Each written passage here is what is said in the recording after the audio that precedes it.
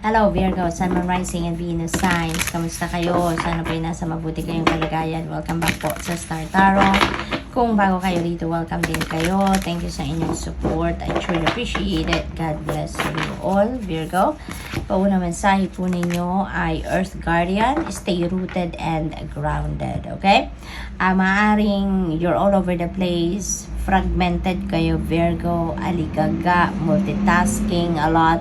Maaaring ganun ang inyong sitwasyon. Kaya you're being invited here to stay rooted and grounded. Okay? Para nang sa gayon, lagi pa rin kayong nasa sentro, lagi pa rin kayong makakapag-concentrate, lagi pa rin kayong focused, no? Sa kung ano ang dapat, kung ano ang tama, yung ganun. What else? We have Guardian Angel. You are not alone. Napaka-sweet naman ito, Virgo, na yung Guardian Angel ninyo nagsasabi sa inyo na nandiyan siya.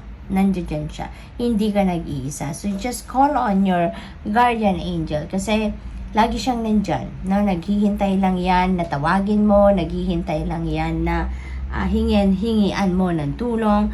So, call on that guardian angel of yours. Okay, Virgo? At ina-assure niya sa'yo na hindi ka nag-iisa. Nandyan siya. Lagi mong kasama. What else? We have Wise One. Grow within your current situation. Ayan. So, meron kayong sitwasyon sa ngayon na talagang mag-iiwan sa inyo na matinding lesson, mag-iiwan sa iyo ng isang napakagandang wisdom, you know, you're going to learn a lot, no, dito sa inyong sitwasyon. You are going to learn a lot of lessons, mas lalo pang madadagdagan ng inyong mga kaalaman, mas lalo pang madadagdagan ng inyong galing sa pagdidiskarte sa buhay, no? You are really going to grow sa inyong sitwasyon sa ngayon.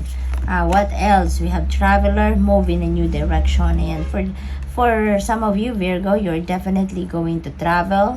Maaaring meron ditong relocation, no? Change of place of residence, change of work, siguro change of employer, mga ganon.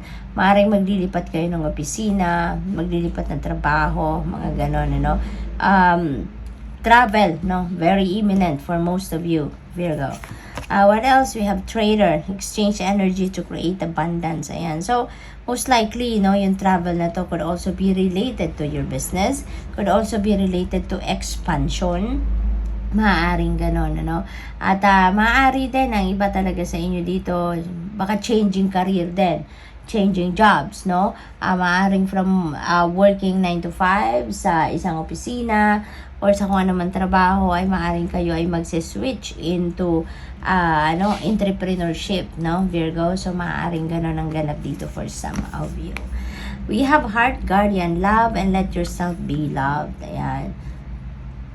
So, ito yung inyong mission sa ngayon, ano, Virgo, to love and let yourself be loved. Yan. So, kasi kayo lagi, no, kayo lagi yung nagpapakita ng pagmamahal, kayo lagi yung nag-express ng pagmamahal sa ibang tao. So, ngayon, parang iniimbitahan kayo na mahalin mo din ang inyong sarili. Focus on self-love as well.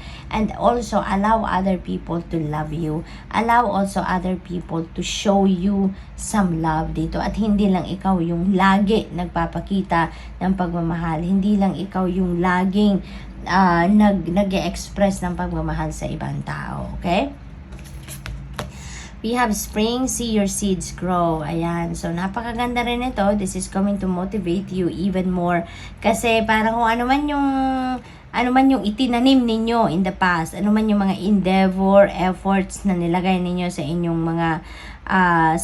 mga ginagawa, trabaho man yan, career, negosyo, whatsoever, you know, you will see it grow sa ngayon. Makikita mo na nag-i-improve, nakikita mo na namumunga, nagkakaroon ng magandang resulta, yung gano'n, ano, ang mga itinanim ninyo. So, this is really beautiful kasi mas lalo kayo ditong mai-inspire at ma-motivate to continue on, no? Mag-effort pa kayo lalo, dagdagan pa ang inyong effort para na magawa ninyo kung ano man yung mga yung mga kailangan pa ninyong gawin para mas lalo mag-improve.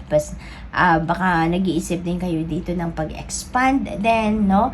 So, mas lalo kayong mai-inspire dito na nakikita ninyo na tama ang ginawa ninyo, tama yung approach, tama yung strategy na ginawa ninyo doon sa inyong trabaho or career or negosyo, whatever it is.